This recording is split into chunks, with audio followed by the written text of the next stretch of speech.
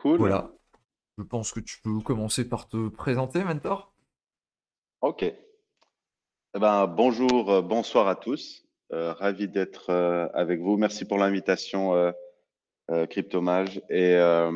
Donc, je me présente. Moi, c'est Mentor Eka. Je suis le cofondateur et le CEO de Avenue. Donc, Avenue, c'est un protocole de liquidité sur Starknet qui a pour ambition de vous offrir simplement la meilleure expérience possible lorsque vous voulez trader des crypto-assets on-chain. Ok. Ah, par contre, là, on t'entend plus. Je sais pas si tu essaies de parler.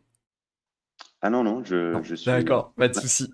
Impeccable. Donc ça va être pour Avenue. Mais un petit peu plus, parlons de toi.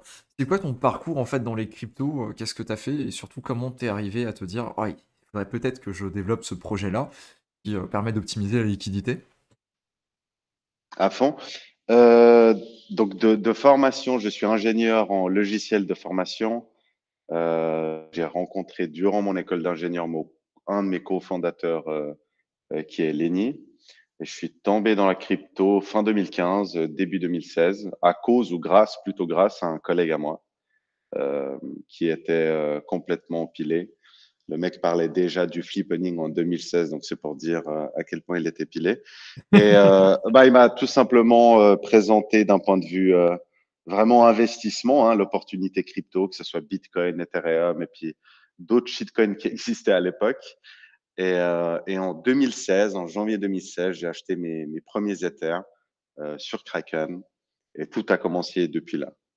Oh, en J'ai bien janvier entendu 2016, t'es un exactement. ancien. Alors, je dirais pas que je suis un ancien parce que ça m'a quand même pris du temps avant de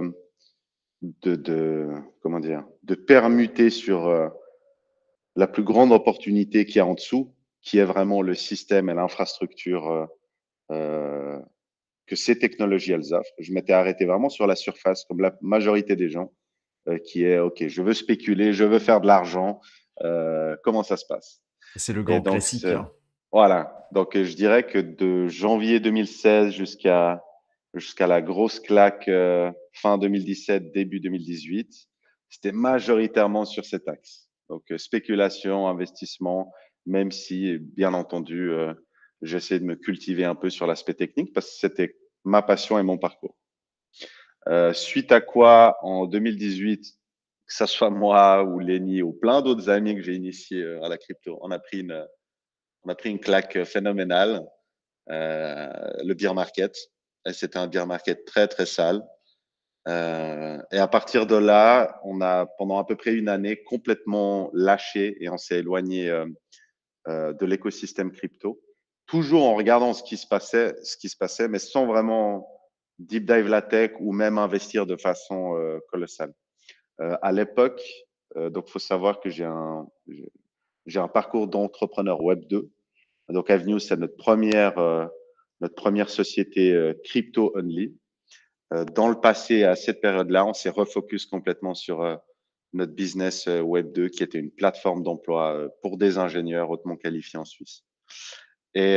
Suite à quoi, j'ai rejoint un groupe d'abord en tant que senior software engineer, puis en tant que product manager, jusqu'à l'idée la verticale blockchain au sein du groupe Kudelski.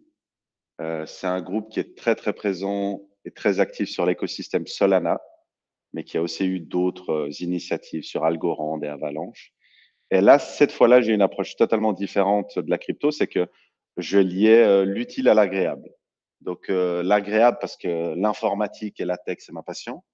Euh, et donc, c'est comme ça que j'ai pu revenir dans ce monde-là, mais cette fois via ma carrière. Et l'utile, parce que j'avais l'opportunité de mieux comprendre, même sur un biais d'investisseur, la qualité des projets. Et pour terminer, hein, parce que je ne vais pas épiloguer sur mon histoire, on a commencé à deep dive avec les différentes blockchains.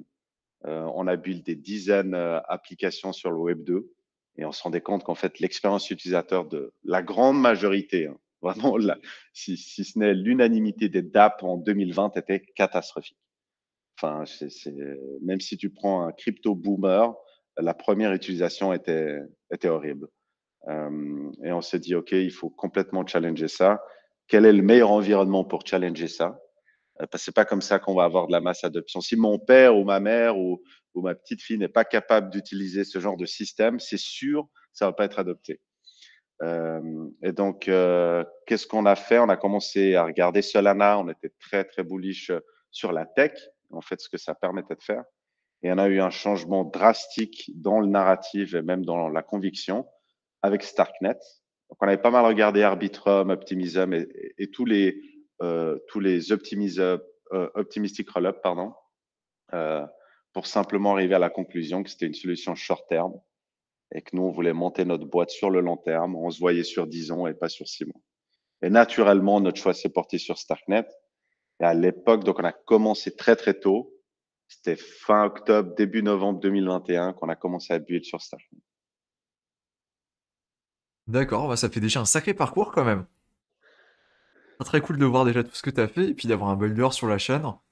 Donc c'est vrai que tu as déjà pu toucher à pas mal de choses et ça c'est très agréable d'avoir un retour de quelqu'un qui a déjà pu faire autant de choses. Si Avec tu plaisir. devais décrire Avenue assez facilement, assez sobrement, comment tu le décrirais? La meilleure place de marché pour trader des crypto-assets sur Starknet aujourd'hui et dans un futur proche dans la crypto en général. On a une vraie obsession sur l'expérience utilisateur et sur le fait que trader des crypto-assets et échanger de la valeur, ça doit être aussi simple qu'envoyer un message. Alors aujourd'hui, on a déjà vraiment bien level up l'expérience utilisateur sur Starknet et ça a été noté par énormément de key players de cette industrie où on a challengé beaucoup de choses. Mais on est encore au début de l'aventure et le but, c'est vraiment que vous puissiez venir sur Avenue sans vous prendre la tête et de façon très agréable et très simple, pouvoir acheter des assets crypto et demain peut-être d'autres types d'assets de façon vraiment simple. Simple est le mot-clé. D'accord. Je confirme là-dessus en tant qu'utilisateur. Il y a pas longtemps, j'ai fait une vidéo là où j'ai découvert Wormhole suite à leur levée de fonds. Mhm. Et en tant qu'utilisateur, c'est horrible l'expérience utilisateur, tout ce que tu dois faire juste pour déplacer tes cryptos d'une blockchain à une autre. Et ouais, c'est vrai que l'UX, quand tu... C'est pas forcément un truc que tu remarques quand elle est bonne. Justement, ça, je pense que c'est à ce moment-là que tu te rends compte qu'elle est bonne. Mais par contre, quand elle est mauvaise, là, tu le remarques tout de suite. Exactement. Et ça, c'est une obsession. C'est pour ça que je voulais mettre ça en avant. Mais maintenant, si je dois te décrire un peu plus quelles sont les features et la valeur qu'on amène aux traders, parce que avoir une place de marché qui est jolie, agréable à utiliser, c'est cool, mais ça suffit pas. Euh, Ça suffit pas parce que quand on a lancé Avenue sur Starknet, il y a une phrase qu'on a martelée, martelée, martelée, qui est la best execution. Alors, ça a été incompris au début et aujourd'hui, de plus en plus de personnes utilisent ce terme. La best execution, c'est un terme qui vient de la finance traditionnelle. C'est pas quelque chose qu'on a inventé ou que la crypto a inventé. Et ça, c'est un terme qui englobe en fait plein de parties. Euh, c'est comment vous, en tant que trader, vous pouvez de façon assurée avoir le meilleur retour sur l'action que vous faites, en l'occurrence sur un trade. Et ça comprend, dans la blockchain, lorsque tu construis ce genre de système, ça comprend énormément de critères. Par exemple, si tu viens sur Avenue et que tu trades, nous, on te garantit la best execution parce qu'en temps réel, de façon instantanée, on va scanner toutes les places de marché qu'il y a sur Starknet. Aujourd'hui, c'est principalement que des places de marché on-chain qu'on leverage, mais demain, ça pourrait être des market makers ou d'autres systèmes plus avancés. Euh, ok. Et, euh, et en fait, on regarde de façon instantanée quelle est la place de marché qui t'offre le meilleur taux de conversion. Imaginons que tu vas échanger de l'Ether contre l'USDC. Nos solvers, donc c'est un peu la matière grise qu'on a dans la boîte, vont regarder de façon très très rapide, on parle de millisecondes, toutes les places de marché, mais pas seulement pour des trades directs, c'est-à-dire que tu as envie d'échanger un Ether contre l'USDC, bah peut-être, en fonction des paramètres, c'est intéressant pour toi de splitter ton trade. C'est-à-dire que 0,3%, enfin 30% de ton trade va via cette place de marché, 50% via l'autre, etc. Et tout ça en prenant en compte non seulement l'impact que tu as sur le prix, donc le price impact, mais aussi les gas fees que chaque nouveau chemin ou routing peut suggérer. Donc, la best execution, c'est comment, à partir d'une intention de trader, on peut te garantir d'avoir le meilleur outcome. Et c'est ce que propose Avenue aujourd'hui sur Starknet. D'accord. Tout à l'heure, on parlait du X, du coup, d'expérience utilisateur. Est-ce que tu as un modèle, que ce soit Web 2 ou Web 3, d'un point de vue UX, une entreprise, un site, qui est parfait selon toi, ou presque parfait? Euh, on a plusieurs idées en tête. J'ai plusieurs références. Euh, je pense que la référence qui me plaît beaucoup, parce qu'en fait, elle est capable d'attirer, disons, toutes les catégories d'âge, ça peut être Revolut, par exemple. Ok. Euh, Revolut, c'est très, très intéressant si on regarde dans le Web 2, parce que un enfant, un adolescent de 15 ans ou une maman de 40 ans ou même une grand-maman de 80 ans est capable d'utiliser Revolut de plus ou moins la même façon. Et malgré ça, ça reste quand même un peu compliqué. Il y a plein d'infos, il y a plein de boutons, mais c'est le mieux que j'ai vu jusqu'à présent. Après, dans la crypto, il y a une équipe qu'on respecte énormément. Donc, dans le passé, nous, on était pas mal actifs sur Solana. On les a bien suivis et on essaie de se rapprocher un peu d'eux, ne serait-ce que pour échanger des idées. C'est l'équipe de Jupiter qui ont build Jupiter Exchange, qui, pour nous, est une des meilleures dApps dans la crypto lorsqu'il s'agit d'échanger des assets. On a quand même pas mal de feedback à leur fournir, mais je pense qu'ils ont fait un très, très beau taf. Donc, Jupiter, c'est l'équivalent de Avenue, mais sur Solana. Ok. Ouais, j'ai aussi eu l'occasion du coup de tester. C'est vrai que Jupiter, c'est extrêmement fluide, ça fonctionne très bien. Ça utilise aussi une des fonctionnalités de Solana, là où tu peux ne pas avoir besoin de valider le pop-up. Et c'est vrai que c'est très plaisant comme fonctionnalité. Du coup, en tant que CEO et du coup cofondateur, comment ça s'organise une journée type? Qu'est-ce que tu vas faire toi sur une journée là où tu bosses sur Avenue? Ah, y a pas de journée type. Donc, ça, c'est la première réponse. Ouais. Euh, non, blague à part, y a pas vraiment de journée type. On est dans un marché, même si on est en bear market, enfin, bear market, Bitcoin à 44 000, mais même si on est en plein bear market, les choses avancent très, très vite. Starknet, c'est un petit écosystème, mais qui grandit à toute vitesse. Et de notre côté, on a une demande assez folle sur les nouvelles features, que ce soit les improvements du réseau à prendre en compte dans nos algos ou dans notre produit. Donc, les journées se ressemblent pas. Mais de façon générale, euh, chaque jour, des daily sync avec la team, des roadmap updates et ce genre de choses qui sont vraiment très internes. Le deuxième axe, il est beaucoup sur le business development, comment on peut se rapprocher et créer des synergies avec d'autres entreprises de l'écosystème, que ce soit les wallets, que ce soit même des entreprises externes à la crypto. Et le troisième axe, c'est principalement sur tout ce qui est lié à produits et stratégie. Et ça, c'est, on va dire, mon day-to-day job. D'accord. Alors tout le monde connaît, je suppose, à peu près Avenue ou alors a une idée de à quoi ça ressemble et de comment ça fonctionne. Est-ce qu'il y a des features que tu as développées pour, en tout cas que la team a développées pour, que tu pourrais considérer comme particulièrement innovantes ou différentes de ce qui se fait sur le marché à l'heure actuelle? Alors, il y a des features. Déjà, il y a plusieurs choses. Un, il y a des choix qui sont des features, mais c'est plus des choix moraux et philosophiques. Ok, Lorsque vous tradez enfin, beaucoup de gens connaissent par exemple OneInch, Paraswap, 0x. Je vois aussi dans les commentaires du chat Odos et ce genre de produits. Il faut savoir que la majorité de ces projets, depuis 2019, parce que 0x, ça date de 2018, si je ne me trompe pas, même avant, ouais, ça euh, fait un moment que ça existe, ouais, effectivement. marketent publiquement aux utilisateurs qui ne prennent pas de fees. En réalité, la majorité de ces projets, pas tous, heureusement, prennent ce qu'on appelle le positive slippage sans le dire à leurs utilisateurs. C'est quelque chose de très connu dans la finance traditionnelle. C'est ce qu'on appelle créer un spread ou profiter d'un spread. Quand tu fais un trade, la blockchain est conçue de façon à ce que tu dois mettre un slippage. C'est pour ça qu'il y a un slippage par défaut, parce qu'en fait, votre transaction, elle n'est pas immédiatement incluse dans le bloc.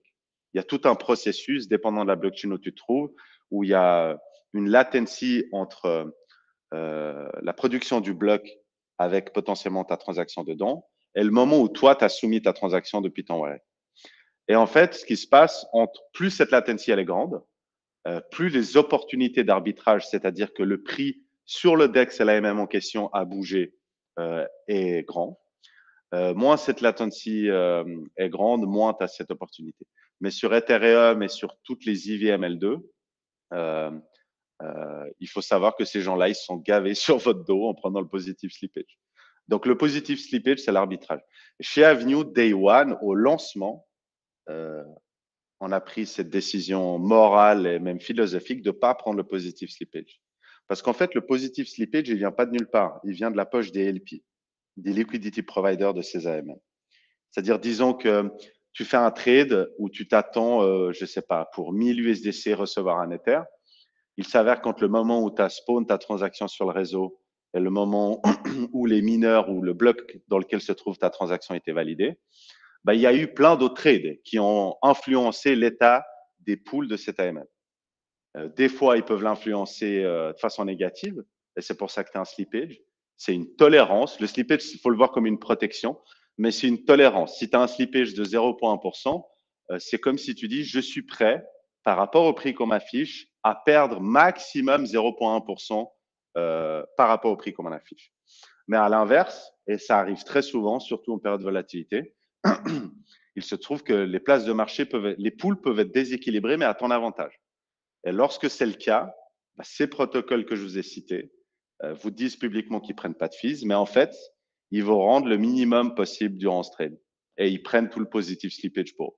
On parle de centaines de millions de dollars depuis 2019. Hein. On ne parle pas de 1 dollar par trade ou ce genre de choses. Et ça, c'est quelque chose qui, le premier jour, c'était une décision unanime on n'a pas dû discuter, avoir des débats en interne. C'est on ne prend pas le positive slippage parce que c'est de l'argent qui vient du retail, c'est-à-dire des liquidity providers. Et c'est quelque chose qu'on trouve malhonnête. C'est des frais cachés quelque part parce que ça impacte ton prix tôt ou tard. À l'inverse, nous, on a pris un chemin beaucoup plus sérieux, beaucoup plus standard et beaucoup plus légal aussi, qui est de mettre en place des frais de service qui sont les plus modestes de l'industrie. Typiquement, sur 99% de nos trades, on prend 0,02% sur un trade. Je te laisserai faire le calcul, mais c'est quelque chose, on parle de centimes pour des trades à 100 dollars. Donc, ça, c'est sur la philosophie. Sur l'aspect des features, je pense que le produit, l'expérience utilisateur, on a investi énormément de temps et de ressources dessus. Est quelque chose d'assez qu'on adore et que nos utilisateurs semblent aimer énormément aussi. Des features très intéressantes, c'est la transparence. Sur Avenue, quand tu viens trader, tu sais exactement ce qui se passe. Par où passe ton trade, quel est le price impact, quel est le slippage, quels sont nos services fees. Tout est transparent, complètement transparent. D'accord. Et ça, ce que tu expliques pour OneInch par exemple ou d'autres, est-ce qu'en tant qu'utilisateur, il y a moyen de venir vérifier ça ou c'est compliqué? Ah, alors, vous pouvez vérifier ça. C'est caché. La chose la plus simple pour vérifier ça, c'est de suivre le forum des DAO de ces protocoles. Parce que bien évidemment, ils sont pas transparents sur les frais qu'ils prennent. Ils vont encore moins être transparents sur les décisions de la DAO liées à ces frais. Donc, il n'y a pas de communication Twitter. Mais par exemple, OneInch, ils ont très, très récemment désactivé le positive slippage. Il me semble il y a 2-3 mois.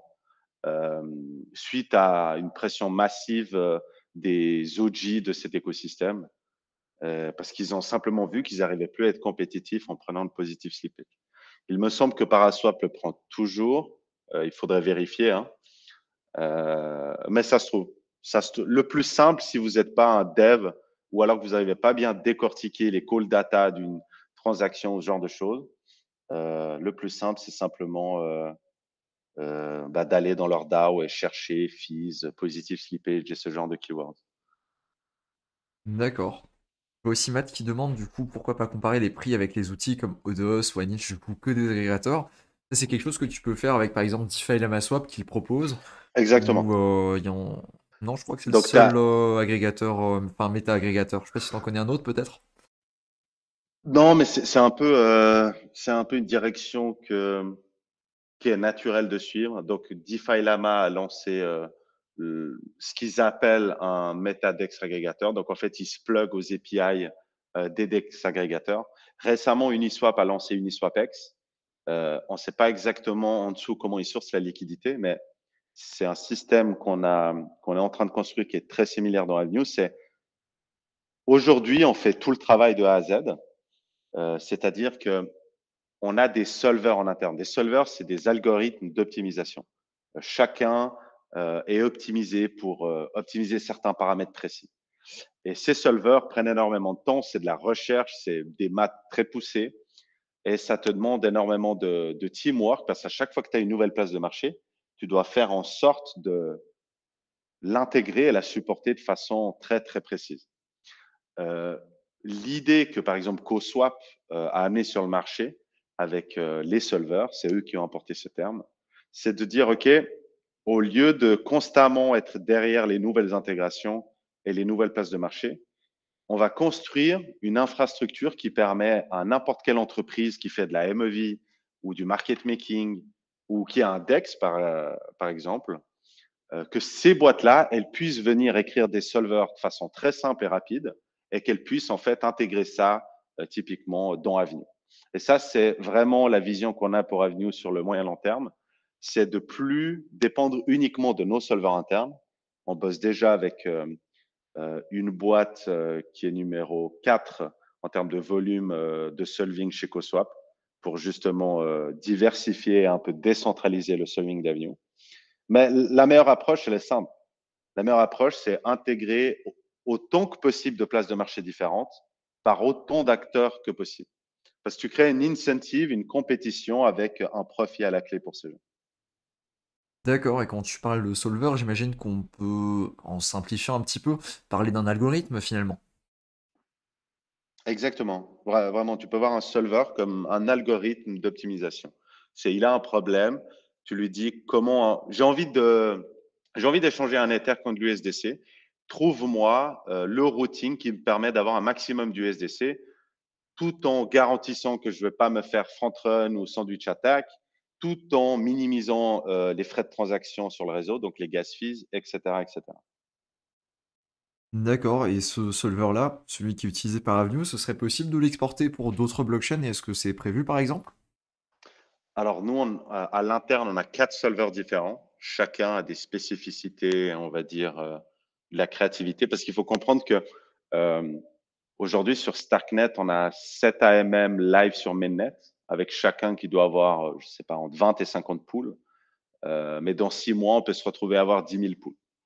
Et aujourd'hui, en moyenne, nos solvers vous donnent la meilleure exécution en 150 millisecondes.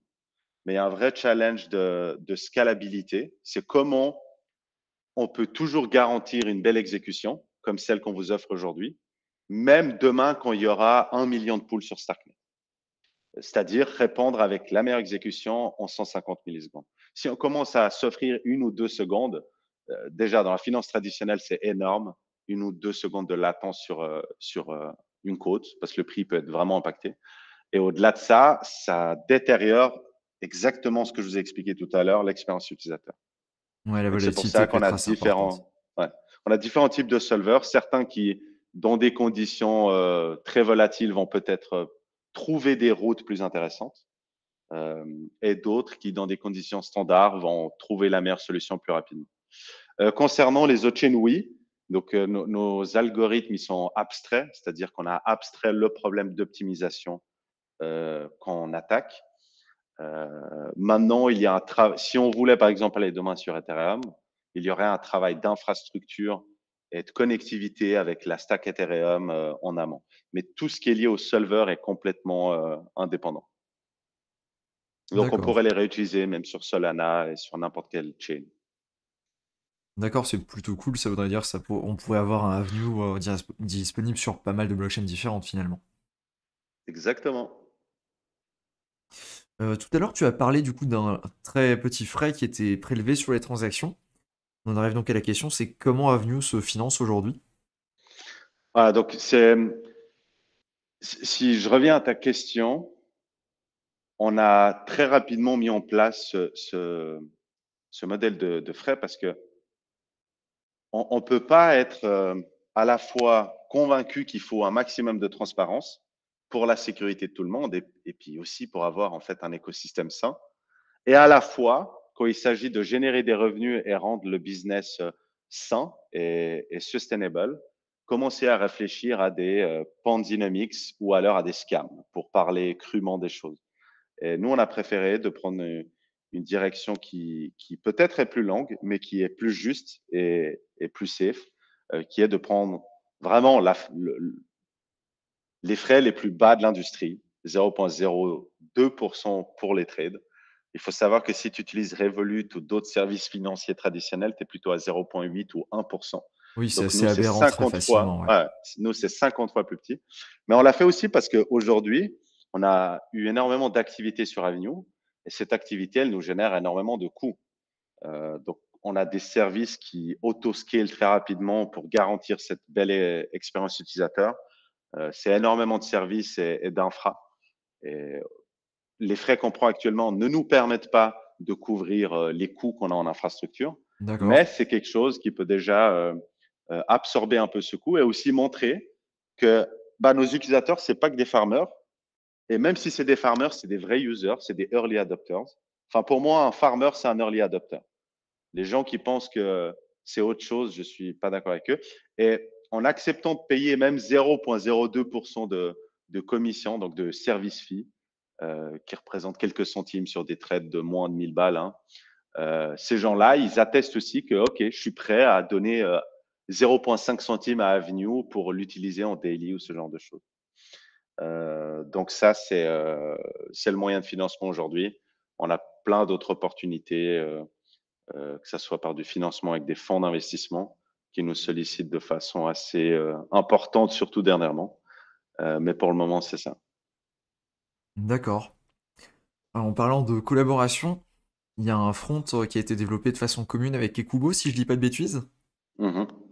Est-ce que c'est quelque chose qui est prévu avec peut-être d'autres projets? Enfin, c'est quoi la relation avec Ekubo en gros?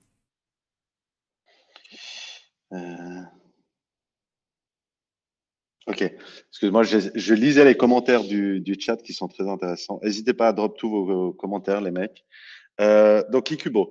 L'histoire, pour faire simple, en juin ou en mai, on a vu que Moody, donc Moody Salem, qui est le fondateur et CEO d'Ecubo, a commencé à parler de Starknet et puis proactivement, on l'a approché et discuté avec lui.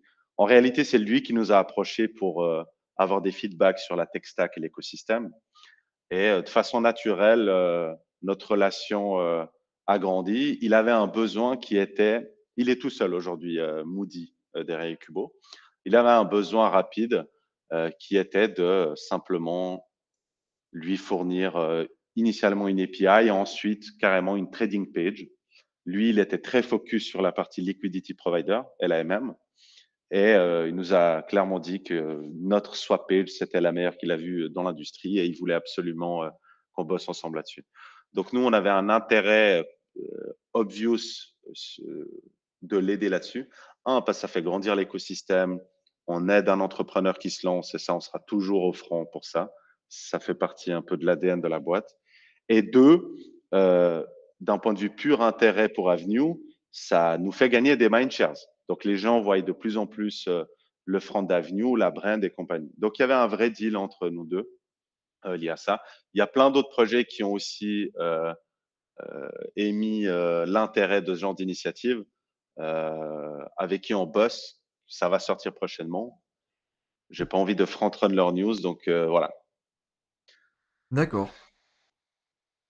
Ensuite, on a vu, alors ça c'est un petit peu plus spécifique, une annonce directement sur le Discord qui est venu mettre en avant que, alors je cite, en outre, en tant que trader régulier sur notre plateforme, vous pourriez avoir la chance de participer à la future décentralisation d'Avenue. Est-ce que tu peux nous parler un petit peu plus en détail de ça? Ouais, tout à fait. Donc, ça fait référence à ce qu'on a introduit dans notre dernier blog post, qui est le working group. Euh, L'idée, c'est d'avancer de façon pragmatique, mais rapidement. On n'a pas envie d'attendre 6 mois ou une année ou que sais-je, avant de venir avec toutes les cartes et les poser sur la table et dire à la communauté, voilà ce que nous, dans notre coin, dans nos caves, en train de bosser sur nos bureaux, on a pensé pour vous et pour la communauté. L'idée du working group, alors c'est des baby steps, hein, mais ça va dans la bonne direction, c'est d'avoir un groupe de 20 personnes impliquées au sein de notre communauté, que ce soit des gens qui utilisent le produit de façon récurrente, des gens qui participent sur le Discord, sur Twitter, sur le Telegram, qui nous font des feedbacks, qui nous font des suggestions, qui nous remontent des informations importantes. Enfin, toute contribution intéressante et régulière. Et l'idée de ce working group, c'est de discuter de différents sujets et avec le temps de sujets de plus en plus importants, dans certains sujets dont je ne vais pas parler aujourd'hui, mais au moins les inclure dans la discussion et même les inclure en fait dans le process de prise de décision. Si vous regardez aujourd'hui, l'ensemble et la majorité des équipes sur Starknet décident dans leur coin. Ils ont un channel de communication avec leur communauté qui est Discord, Twitter ou Telegram, mais c'est vraiment enfin, c'est comme Macron avec un citoyen français, quoi. C'est de très très loin. Et nous, on a envie de rapprocher en fait les gens et de faire en sorte qu'on ait un feedback beaucoup plus direct et beaucoup plus franc entre nous et notre communauté. Et c'est toute l'idée du working group. D'accord, je trouve ça très intéressant d'avoir un lien assez costaud avec les utilisateurs. Et c'est vrai que la première question que tu m'as parlé que tu m'as posée quand on a commencé à discuter, je me rappelle encore, c'est qu'est-ce que tu penses qu'on pourrait améliorer sur Avenue? C'est quoi ton feedback? Ah Donc non, j'ai mais l'impression que c'est vraiment quelque chose qui te tient à cœur. si tu veux aider un entrepreneur, donne-lui du feedback. Enfin, c'est vraiment, c'est de la nourriture que tu lui donnes, c'est de l'oxygène. Il a besoin de feedback et il faut être le plus cash possible. Le but, c'est pas de faire plaisir à un entrepreneur, lui dire ouais, ça va très bien, et en fait, tu le penses pas du tout, et la majorité des gens le pensent pas du tout, et tu te casses la gueule. Donc clairement, c'est quelque chose qu'on adore et il faut pas hésiter. D'accord. Pour aller plus loin, donc on sait évidemment qu'il y a un système à points hein, sur Avenue du coup. Récemment, il y a pas mal de projets qui avaient des systèmes à points qui ont converti ce système à points en des tokens sous la forme d'un airdrop. Est-ce que un token pour Avenue distribué de cette façon-là, c'est quelque chose qui serait euh, à l'ordre du jour, peut-être dans un futur proche ou plus lointain? Hmm. Euh, bon, tu le sais déjà que je ne peux pas répondre de façon directe à cette question. Oui, bien sûr. Ce que je peux dire, c'est que euh, euh, je vois des feedbacks intéressants. Excuse-moi, hein. Ce que je peux dire, c'est que ce leaderboard n'a pas été créé pour rien. On pense que nos utilisateurs, c'est nos early adopters. Et les early adopters payent un coût. C'est le coût de la nouveauté, le coût de la stabilité et de la maturité. Donc, en venant très early sur Avenue, sur Starknet, les gens qui utilisent Avenue, on a conscience qu'ils étaient là au début, quand le système marchait pas aussi bien qu'aujourd'hui peut-être, et pas aussi bien que demain. Et ils ont même payé des frais de transaction, participé à la sécurité du réseau, enfin énormément de choses. Et ce leaderboard, c'est d'une part pour quelque part garder un historique, une trace visuelle pour eux de leur contribution et de leur involvement dans le projet. Et d'une autre part aussi pour apporter un côté ludique au trading. Parce que trader des crypto-assets, c'est cool, mais si on peut le faire de façon plus ludique, c'est encore mieux. D'accord. Sur ce système à points, il y a quelqu'un qui demande si c'est possible de voir son classement au-delà du top 10 000. Alors, aujourd'hui, de mémoire, ce qu'on affiche sur le leaderboard, c'est jusqu'à 10 000. Enfin, si tu es à 10 000, si tu es à la position 10 001, on t'affiche plus 10K.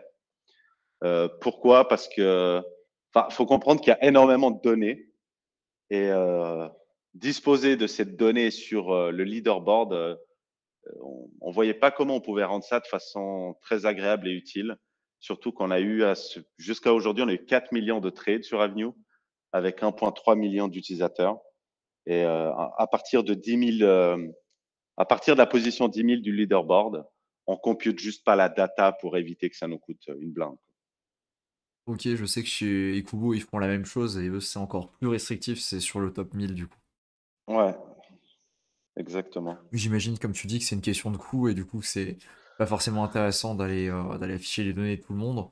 Peut-être à terme, s'il y aura un intérêt à ces points-là, venir effectivement aller le chercher. Mais sinon, à l'heure actuelle, c'est peut-être pas forcément très intéressant. On pourrait potentiellement afficher la position exacte, mais sans pouvoir, par exemple, dans le leaderboard, aujourd'hui, on affiche le top 100 en monthly et en all-time. Euh, Ça va être pas compliqué, mais ça va prendre un peu de temps si on veut, par exemple, t'afficher exactement à la page et à la ligne où tu te trouves. Imaginons que tu es à la position 10 700 et qu'on affiche le leaderboard de façon paginée. Vu qu'il y a 1,4 million d'utilisateurs, tu vas te retrouver avec une pagination de je ne sais pas combien de centaines de pages. Ouais, ça peut très vite devenir compliqué, j'imagine. Ouais.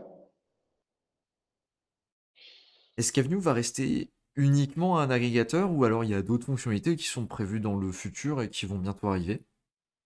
Ouais, euh, alors ça, j'ai répondu un peu à cette question lorsque j'expliquais que, en fait, il y a les agrégateurs traditionnels. Les agrégateurs traditionnels, c'est ce que faisait Paraswap ou OneInch principalement dans le passé. C'est ils regardent les places de marché, donc les AMM ou les order book on-chain sur un réseau, et ils essayent de composer avec ça.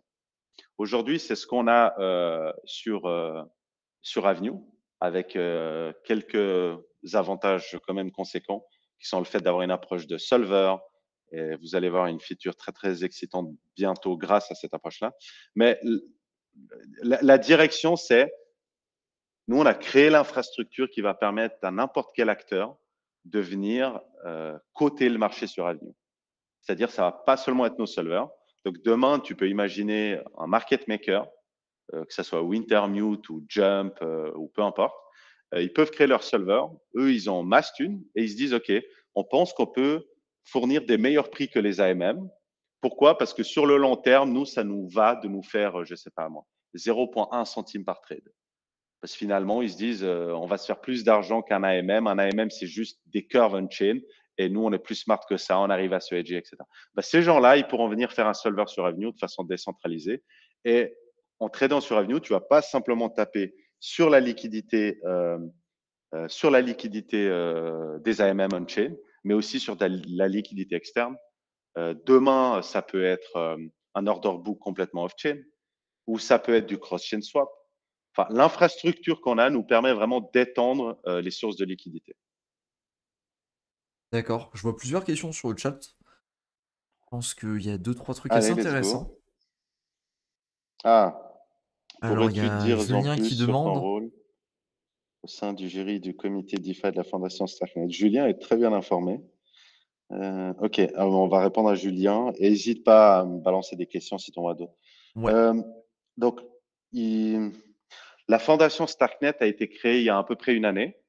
Elle a pour rôle de complètement décentraliser le réseau et croître le réseau et l'écosystème Starknet. Euh, Toutes les informations que je vous donne, vous pouvez les retrouver sur Internet d'ailleurs. Au sein de la fondation, il y a différents comités qui ont été créés. Il y a le comité Provision, il y a le comité Rebates et il y a le comité DeFi Incentive et plein d'autres. Moi, je fais partie du comité DeFi qui a pour but de croître l'écosystème DeFi sur Starknet et l'incentiviser. Donc, dans mon comité, je siège avec Itamar Le Suisse, qui est cofondateur CEO d'Argent, Richard de Nostra, Jane de Zitkeland et Vitali de ZKX. Et on a également un dernier membre qui est Damien de la Fondation Starknet. Et on a un rôle très actif et consultatif sur comment on peut faire grossir l'écosystème DeFi. Et pour ce faire, on a un budget de 50 millions de tokens Stark à notre disposition pour décider en gros de comment on va aider les équipes à construire des nouveaux projets, incentiviser euh, le liquidity provision ou le volume. C'est que des idées ce que je vous mets là. C'est pas forcément quelque chose qu'on est en train de faire ou qu'on va faire, mais c'est pour que vous ayez un peu des idées concrètes de ce qui peut se passer. C'est le but de ce comité. d'accord. Très intéressant.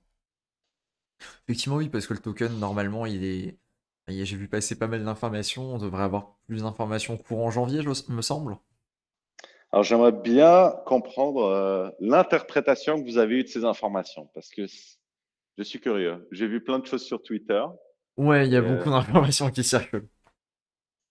Je peux reprendre un petit peu, moi, la façon dont je l'ai compris. mhm, On a effectivement vu, c'était il y a quelques jours, il y avait des screenshots qui avaient leaké d'un site. Un site, mhm, du coup, qui aurait été fabriqué par Starknet en interne, avec des critères pour un potentiel airdrop. Et le lendemain, on a vu un communiqué, du coup, de Starknet qui a effectivement validé que c'était un de leurs sites à eux, et qui travaillait effectivement donc sur différentes versions avant d'avoir une version définitive. Et dans ce communiqué-là, il y avait l'information que plus aucune action qui serait réalisée dans le futur ou à partir de maintenant pourrait avoir une influence sur les critères d'éligibilité à quoi que ce soit. Donc, mhm. moi, l'information que j'en ai déduit, c'est que la snapshot, du coup, ce qui est utilisé pour définir à partir du. Ouais, la snapshot, tout simplement, a été prise soit dans le passé, soit au moment de l'annonce. Ok, c'est intéressant. Dans le chat, tout le monde a compris ça comme ça? Enfin, pour être honnête avec toi, c'est un peu ce que j'ai vu sur Twitter aussi. Alors, je ne vais pas répondre à ton interprétation, je vais juste dire quelques mots. Euh, il faut comprendre que la fondation a un budget colossal, très, très colossal en termes de Stark Token. Ils ont l'équivalent de 50% de la supply. Deux, les comités dont je vous ai parlé, ils ont également un budget en token Stark qui est très colossal. Mais surtout, chacun de ces comités, par exemple le comité Provision ou le comité DeFi, euh, a pour vocation d'être là aussi sur le long terme et de faire croître l'écosystème sur le long terme. Et ce que je veux dire, c'est que il se peut, je dis bien il se peut, et je spécule, euh, qu'il n'y ait pas qu'un seul événement que tu as interprété. C'est-à-dire que peut-être que l'événement que tu as interprété, c'est pas le plus gros, et peut-être que c'est pas le seul. En tout cas, tout ça, vous pouvez le lire, c'est en ligne. Il y a eu plusieurs articles, blog posts par Starknet, et vous pouvez aller sur leur. Il me semble que c'est sur le site de Starkware, mais il y a différents articles qui expliquent les budgets, et, et voilà. D'accord, ouais, effectivement, il y a pas mal de documentation.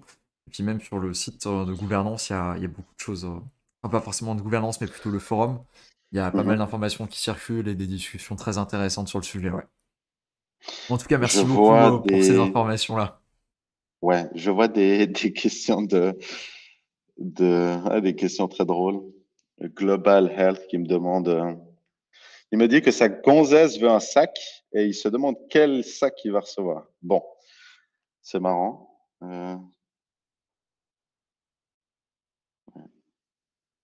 Quand est-ce qu'a été lancé Avenue? Avenue a été lancé le 31 mai de cette année. Ouais, donc c'est relativement récent aussi. Mhm.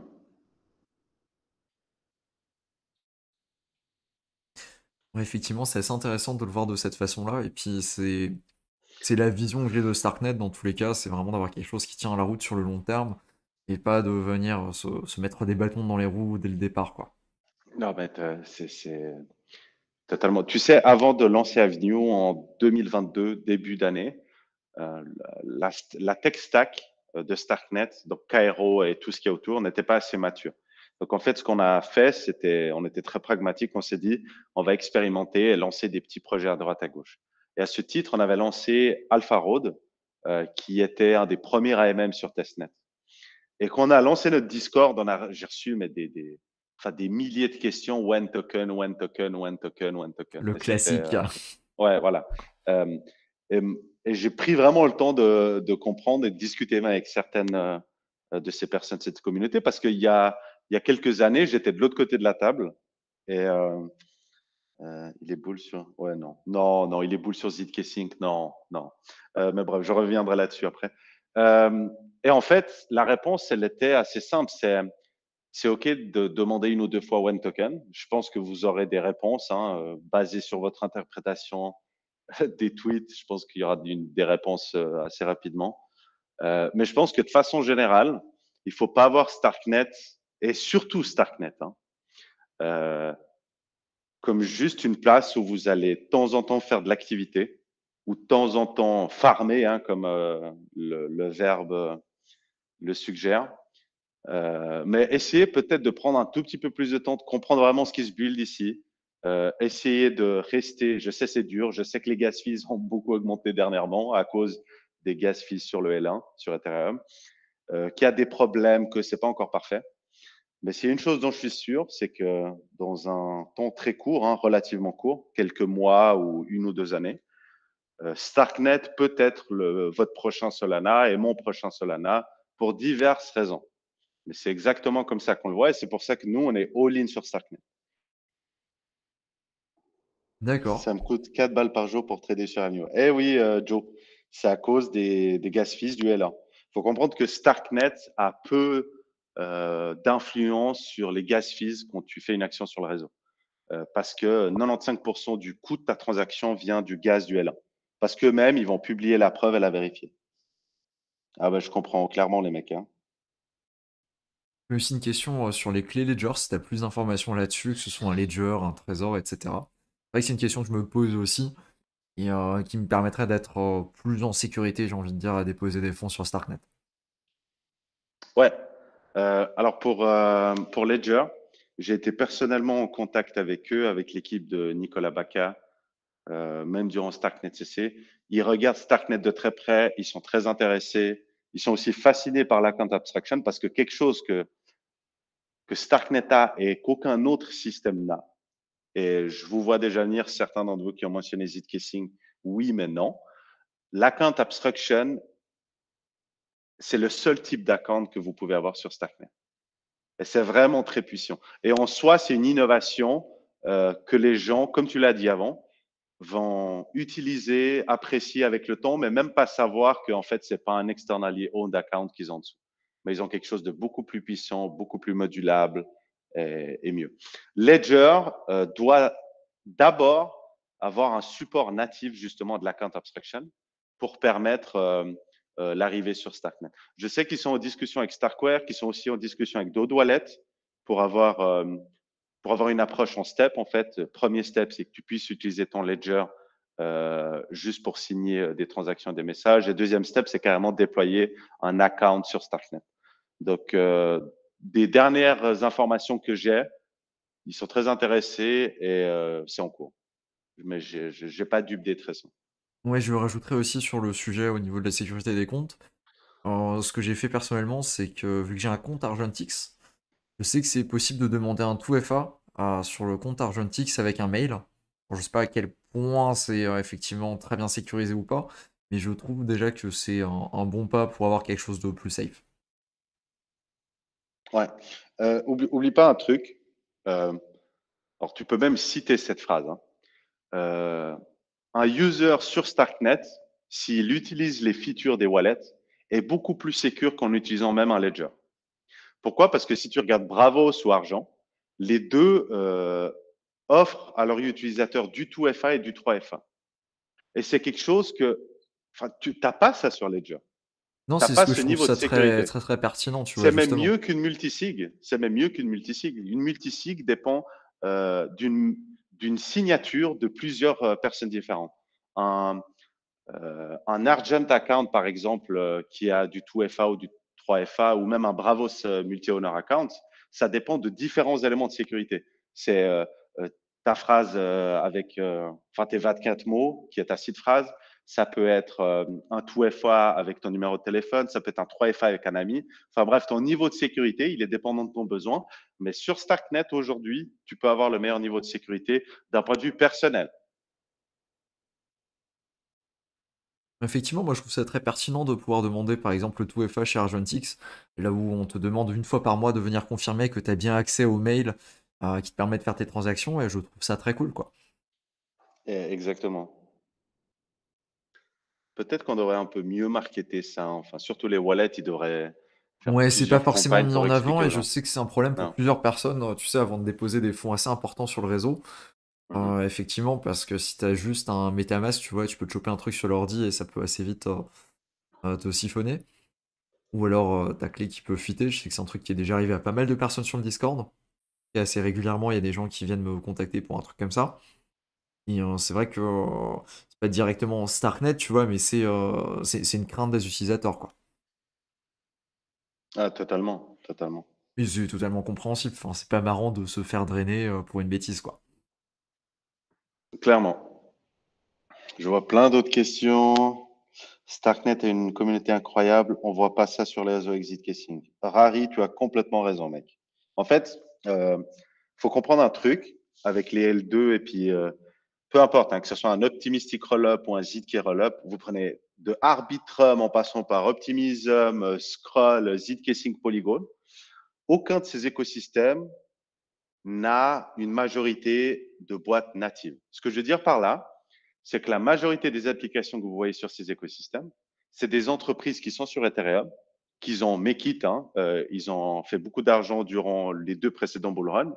Et ce qu'ils font aujourd'hui, vu que c'est EVM, ça leur coûte strictement rien. C'est en une journée, ils déploient la majorité de leur infrastructure et de leur code sur ces EVM. Donc, c'est une stratégie qu'on appelle spray and pray, c'est-à-dire jeter et prier. C'est quelque chose qui marche jamais pour différentes raisons, parce qu'en fait, leur démarche même mentale, hein, psychologique, c'est qu'ils se disent, avant d'investir du temps, de ramener notre communauté, même de créer une communauté là-bas, donc par exemple sur zkSync ou sur Polygon, on va d'abord balancer notre produit hein, et on regarde si les gens qui sont déjà là-bas, ils vont l'utiliser. Si on voit qu'il y a une attractivité et des gens qui l'utilisent, alors là, on va peut-être un peu investir du temps et puis parler avec ces gens et puis faire des choses. Moi, je pense que c'est une approche complètement fucked up. Hein, et d'ailleurs, on le voit sur énormément de cas, c'est que toutes les ZK IVM, elles se font la guerre pour exactement pour le même micro, micro panier de boîtes qui sont sur Ethereum. Et ça marche pas. Ça marche pas parce que tu n'as pas des builders natifs qui sont skin in the game dans ton écosystème, qui sont là pour amener de la valeur et puis en fait faire croître tout le monde. Les mecs, ils sont là, ils font la majorité de leur argent sur Ethereum. Si ça prend sur une des 37 ZKI VM, bah, c'est là où ils vont aller et se focus et déployer d'argent. Sinon, les autres, ils vont juste les laisser mourir. Et je pense que vous, en tant que early adopters, vous ne devez pas oublier ça. Sur Starknet, on a 95% des entreprises qui nativement ont été créées sur Starknet. Donc, c'est des entrepreneurs qui ont un background phénoménal. Pour citer par exemple Itamar qui vient d'Argent, c'est un seasonal entrepreneur à succès qui a vendu plusieurs boîtes. Enfin, c'est quelqu'un de très brillant. Et il y en a plein d'autres. Et il y en a plein d'autres. Ces gars-là, ils sont venus, ils font un pari all-in sur Starknet. Ils le font pour différentes raisons. Souvent, ça englobe la count abstraction, ça englobe le fait que les Stark, sur le long terme, c'est la meilleure solution pour scaler Ethereum. Ça englobe Cairo, le fait qu'avec Cairo, on a une flexibilité pour justement construire des produits que tu n'as pas et que tu ne peux pas avoir sur zkSync ou sur Ethereum et compagnie. Donc, complètement d'accord avec toi. Effectivement, ouais, c'est quelque chose que tu vas retrouver sur beaucoup des L2 d'aujourd'hui. Comme tu dis, c'est qu'il n'y a Arbitrum, pas alors il y a Matt, d'application native, quoi, excuse-moi, ouais. il y a Matt qui me dit justement, juste Arbitrum était différent. Tu as complètement raison. Arbitrum, il y a une exception. En fait, tu prends Arbitrum Optimism, il y a des exceptions. Ce que je veux dire par là, c'est que la grande majorité des applications, elles n'existent pas en dehors d'Ethereum. Elles se déploient juste. Sur Arbitrum, tu avais GMX, il y a plein de produits qui sont construits autour. Donc, c'est une belle success story. Mais 99% des autres applications, ce pas des applications natives. Sur Optimism, tu avais quoi? Tu avais Vélodrome peut-être? Et, et pareil, je réitère, il n'y a rien d'autre. Ouais, non, t'as totalement raison là-dessus. La majorité des apps que tu vas retrouver sur des L2, ça va être des copier-coller de ce qui se fait sur d'autres blockchains. Et pour le coup, tu vas peut-être avoir une ou deux dApps qui sont intéressantes et du coup qui sont effectivement natives, mais qui vont pas forcément, en tout cas la majorité du temps, sur beaucoup de blockchains, qui vont pas être game changing, quoi. Exactement. Et nous, c'est pour ça qu'on est all-in sur Starknet parce qu'on pense que le meilleur produit qu'on puisse build, c'est grâce à l'infrastructure, au tooling, à la stack que nous offre Starknet. Grâce à Starknet, le fait, le fait d'avoir de l'account abstraction par défaut, nativement et uniquement ça, ça nous permet. Par exemple, aujourd'hui, concrètement, lorsque tu fais un trade sur Avenue, les gens s'en rendent même pas compte, mais ils font quoi? Ils signent une seule transaction. Il n'y en a qu'une seule qui part. Mais sur les concepts, c'est toujours la même chose. Tu fais un approve et un execute Ouais, sur c'est le Ethereum, multicall. sur Zcash. Et ça, c'est la force du multicall. Et le multicall, il est nativement supporté par l'account abstraction. Donc, au lieu d'avoir deux transactions, comme tu as sur Ethereum et la majorité des autres L2, bah, tu n'en as qu'une seule sur Stack. Ça rend l'expérience utilisateur beaucoup mieux. Tu avais même des comportements complètement débiles, hein, qui étaient des bugs. C'est que parce que tu avais deux transactions et que les frais de transaction étaient très chers sur Ethereum, on a commencé à avoir des unlimited approval. Donc, imagine, tu es un type qui trade chaque semaine, je ne sais pas moi, sur Uniswap. Pour économiser des gas fees, bah, tu faisais une fois une transaction où tu donnais l'autorisation au contrat d'Uniswap d'utiliser toute ta balance en Ether et tu la faisais une fois. Et après, à chaque fois que tu revenais trader, bah, tu faisais qu'une seule transaction pour trader. Ouais, sauf que le problème, c'est que tu donnes quoi? Tu payes moins de gas fees, mais tu ouvres la porte à te faire hacker complètement. Tu as ce contrat d'Uniswap qui se fait hacker, toute ta balance d'Ether, elle est complètement fucked up. Enfin, tu la perds. Et donc, tu vois, il n'y a pas de compromis entre la sécurité et l'expérience utilisateur. C'est sécurité first. Et par-dessus, est-ce qu'on arrive à construire une expérience utilisateur qui fait sens? Oui, c'est vrai que c'est quelque chose que tu as tendance à faire, surtout au début, parce que tu te dis effectivement au niveau des frais de gaz, ben, ça va être intéressant de venir faire un approuve illimité. Et après, au bout d'un moment, tu te rends compte que finalement, c'est peut-être pas la bonne, la bonne façon de fonctionner. Mais oui, effectivement. Après, d'un point de vue Ah, c'est ça. utilisateur, je comprends la logique, hein, pour avoir fait une transaction sur Ethereum encore aujourd'hui. C'est vrai que 10 dollars l'approuve, je me dis, c'est quand même un sacré budget. 50 dollars le swap Ouais, sur Ethereum. Ouais, effectivement, ouais, c'est quand même certaines choses. Mais je pense c'est que exactement ça. pour que Starknet soit son plein potentiel, je pense que tu attends aussi pas mal de mises à jour au niveau de Starknet, mais aussi d'Ethereum avec le IP 4844, non? Exactement. Donc, il y a une panoplie d'upgrades qui doivent venir sur le réseau. Pas que sur Starknet, mais aussi sur Ethereum, comme tu l'as dit. Donc, la roadmap Starknet, elle est diverse et variée parce qu'il y a plusieurs challenges, hein. On est vraiment au début, les mecs de Starknet. On n'est pas du tout au milieu du chemin ou à la fin. Donc, même ceux qui n'ont pas encore utilisé le réseau ou commencé à deep dive, vous êtes vraiment early. Et ça, c'est le premier message que je voulais faire passer. Le deuxième message sur la roadmap, il y a un gros effort qui est sur la stabilité que Starkware est en train de mettre. Donc, Starkware, c'est l'entreprise qui a créé les Starks, StarkX et qui a pondu Starknet, est à la fondation Starknet qui, elle, est complètement indépendante. Mais Starkware qui aujourd'hui délivre et update le réseau, un des principaux services providers du réseau. Dans le roadmap, il y a principalement la stabilité. Il y a l'EIP 4844, comme tu l'as dit, qui devrait drastiquement réduire les coûts, les frais de transaction. Donc ça, c'est une EIP, si ça vous intéresse, je ne vais pas tout expliquer, mais je vous laisse lire, qui a pour but de faciliter la vie au roll-up et réduire les coûts de transaction. Dans la roadmap Starknet, qui devrait beaucoup plus vous impacter, c'est le fee market. C'est-à-dire que on se rend pas compte, mais c'est très important pour avoir un écosystème DeFi sain. C'est-à-dire que demain, si on a un fee market, on peut vraiment absorber énormément de TVL. Pourquoi? Parce que la liquidation pourra fonctionner. Aujourd'hui, quand tu fais une transaction sur Starknet, mais la majorité des L2, il n'y a pas de fee market. C'est-à-dire que c'est first come, first served. Si j'envoie ma transaction avant la tienne et qu'elle arrive dans la pool avant la tienne, bah, c'est ma transaction qui va être traitée. C'est pour ça qu'aujourd'hui, tu es safe sur Starknet dans le sens où tu n'as pas de MEV, vraiment possible, du front-running ou du sandwich attack. Tu as de l'arbitrage, mais ce n'est pas du front-running ou du sandwich attack. Donc, il y a le fee market, il y a Volition. Volition, c'est une feature très cool. Je sais que c'est très technique, mais en fait, la roadmap de Starknet, c'est des améliorations qui vont nous permettre à nous, builders, de rendre le réseau, l'usage des DApp beaucoup moins cher, beaucoup plus rapide et beaucoup plus enjoyable, enfin une meilleure expérience utilisateur. Oui, c'est sûr, ben ça c'est... Après, comme tu le disais tout à l'heure, ça a aussi beaucoup à voir avec les frais de gaz sur Ethereum aujourd'hui, qui sont plus Comment? élevés. Comme tu le disais, bah, l'expérience utilisateur, en tout cas, moi, d'un point de vue utilisateur, si tu veux, il y a pas 50 choses qui vont être importantes juste du point de vue utilisateur. Ça va être Mhm. le temps que ta transaction va mettre à passer, les frais de gaz que tu vas payer. Et globalement, l'utilisateur, on va dire un lambda, c'est vraiment les deux trucs principaux qu'il va regarder. Clairement, exactement. C'est Je Le pense qu'une multicall, fois je qu'il suis pas a... sûr qu'il y a un grand monde, tant qu'on l'a pas mentionné, tu vois, qui s'en rend compte. Non, Et pourtant, mais, c'est mais très comme tu l'as intéressant. dit, comme tu l'as dit, c'est très bien qu'ils ne s'en rendent pas compte. C'est que ça veut dire que ça marche.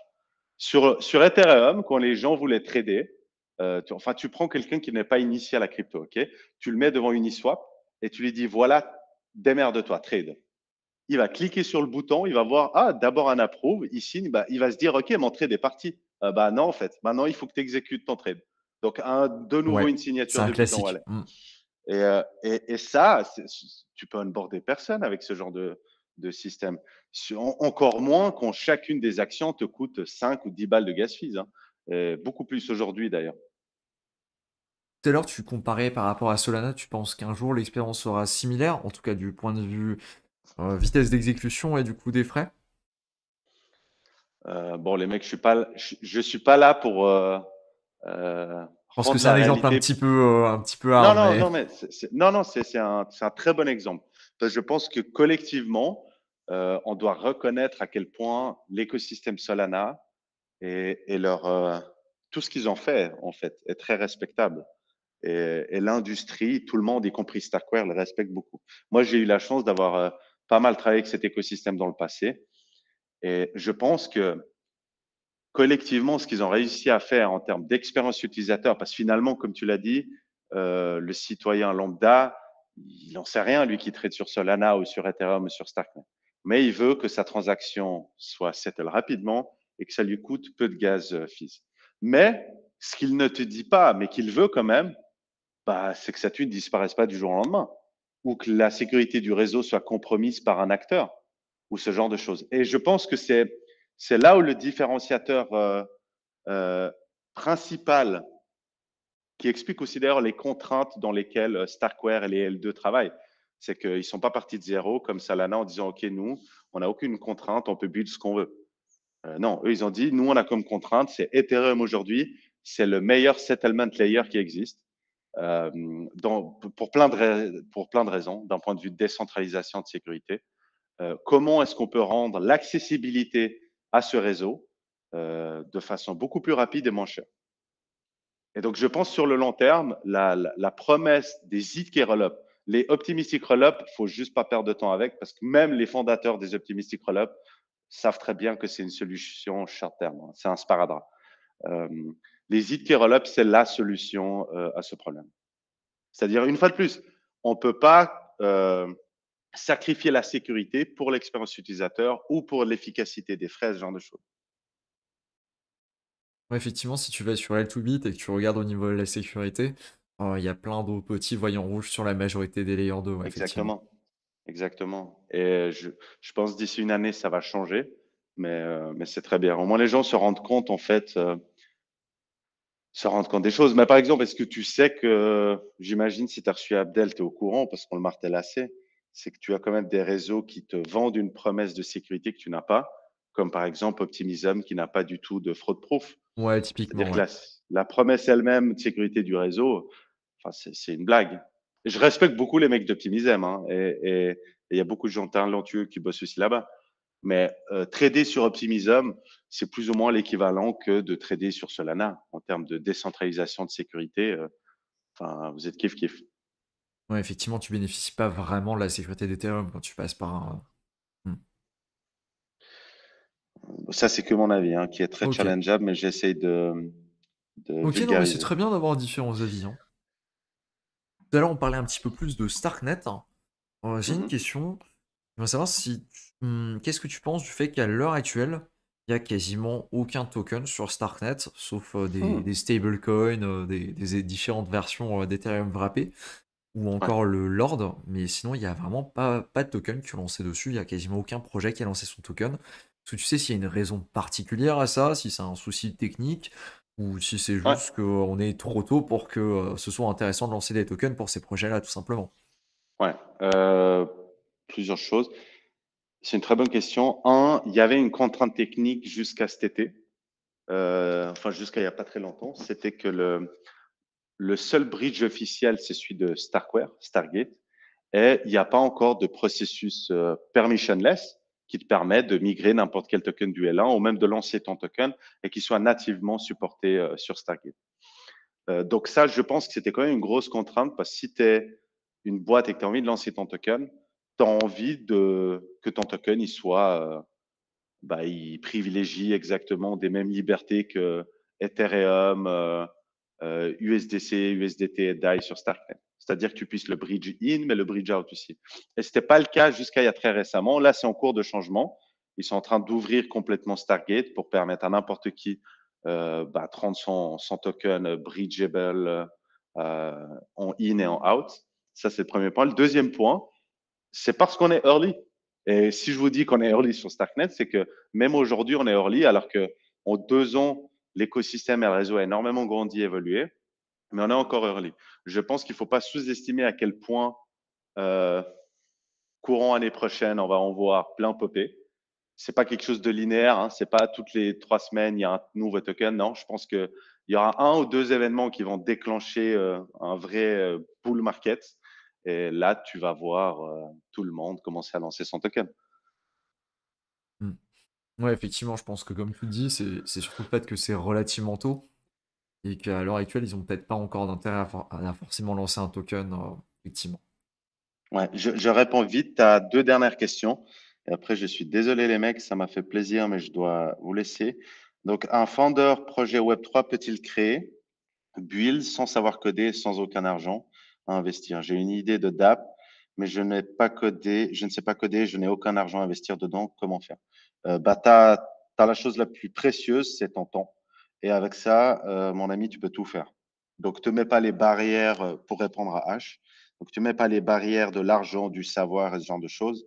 Ça, c'est tu trouves des solutions à ces questions. Si tu as des idées, n'hésite pas à contacter des gens qui buildent sur Starknet, à discuter avec des builders. Parce qu'il y a des gens en face de toi qui savent dev et coder, mais qui savent pas, qui n'ont pas d'idée ou qui savent pas comment monter un business. Et donc, tu seras surpris. Et l'autre question, j'ai vu une question liée à Kakarot. J'ai remarqué que tu as contribué au développement de Kakarot. Pourrais-tu expliquer en quoi? OK. Kakarot, euh, c'est quoi? Donc, Kakarot, c'est une ZK EVM qui est écrit en Cairo. Donc, Cairo, c'est le langage de programmation pour faire des smart contracts sur Starknet. Sur Ethereum, c'est Solidity. Et en gros, l'année passée, Abdel, hein, une fois de plus, m'appelle je sais pas, je crois que c'était en septembre, m'appelle un week-end pour me dire, hey, j'ai une idée complètement débile, mais je pense que c'est faisable. Et il m'explique justement cette idée de ZKVM. C'est en gros écrire la machine virtuelle d'Ethereum en Cairo sur Starknet. Et puis, j'ai trouvé l'idée, on en a parlé avec l'équipe, on a trouvé l'idée tellement fun qu'on a mis on hold ce qu'on faisait. Et on a littéralement kickstarté le projet avec Abdel les premières semaines. Et droit derrière, il y a eu un engouement immense. En parallèle, il y avait d'autres équipes qui buildaient l'équivalent, mais pas sous ce nom-là. Et c'est comme ça que Kakarot a été créé. Depuis, c'est une très belle success story parce qu'on a Elias, Clément et Danilo qui ont repris le flambeau, enfin qui ont pris le flambeau et qui ont créé une entreprise autour de Kakarot. Ils ont levé énormément d'argent. Et une autre très belle histoire qui a commencé par un mec qui a dit hey, j'ai une idée. Très belle histoire en tout cas. Voilà, cool. Il y a juste, si Bah, c'est possible, une dernière petite question que j'ai vu ouais, revenir allez, assez last souvent. one. Est-ce que c'est possible aujourd'hui d'investir financièrement sur Starknet? Euh, alors, je pense que le meilleur financement d'un point de vue, encore une fois, hein, c'est pas des conseils en investissement, yadi yada, vous connaissez la chanson, mais aujourd'hui, il n'y a pas forcément énormément d'assets à spéculer sur Starknet, hormis un qui a été cité, qui est le Lords, qui est justement l'équipe derrière le Lords a complètement migré toute la TVL sur Starknet. Donc le Lords peut être considéré comme un token natif sur Starknet. Donc ça, c'est le premier point. Le deuxième point, je pense que le meilleur investissement que vous pouvez faire aujourd'hui, euh, c'est prenez le temps, allez sur Starknet, utilisez les DApp, provider du feedback, essayez d'être attentif ou même de voir, ne serait-ce que de fournir du feedback, c'est une aide considérable. Et le reste suivra. Les rewards des compagnies dans la vie, moi, je crois beaucoup au karma et le reste suivra. Ok, bah merci beaucoup. Cool. Merci à vous tous. C'était un plaisir. Et puis, Bah, évidemment, n'hésitez pas à tester Avenue et donner vos feedbacks. Et sinon, je vous dis peut-être à la prochaine. Écoute, je mettrai directement les liens dans la description, comme ça tous ceux qui veulent passer par là, il n'y aura pas de souci, que ce soit le Discord et tout Bah, ça. tu pourras mettre ton lien Referral Avenue parce qu'on a lancé en mode soft launch récemment un referral link du leaderboard pour Avenue qui aujourd'hui te permet de gagner 10% des points du trader. Et aujourd'hui, c'est que les points, mais ça risque de changer. Bon, D'accord, les bah mecs, je vous merci de laisse sur l'info. cette petite alpha et puis merci à tous et à tout bientôt. Ciao, ciao! Eh ben impeccable, merci à toi, ciao! Bon et bien voilà, on avait Mentor aujourd'hui, et c'était super cool. Des sujets qu'on n'a pas forcément l'habitude d'aborder sur la chaîne, donc j'ai vraiment adoré. L'interview a été géniale. Il y aura le replay du coup qui sera disponible. Faut juste que, bah, comme d'habitude, je m'amuse à cut le petit segment au début. Et je suppose que ça devrait pas prendre trop longtemps. J'ai pas vraiment de grosses modifs à faire aujourd'hui. Voilà, voilà. Merci à tout le monde d'être passé sur l'interview. Et j'en profite aussi pour remercier tout le monde, des personnes qui ont mis un like, un retweet sur le post que j'avais fait avec la Fondation d'Optimisme, surtout au niveau du rétro PGF, parce qu'on a enfin passé les 17 votes. Donc merci à tous. Et ça, c'est une aventure qui continuera en début janvier pour voir ce qui se passe. Voilà. Merci à tous. Allez, bonne soirée.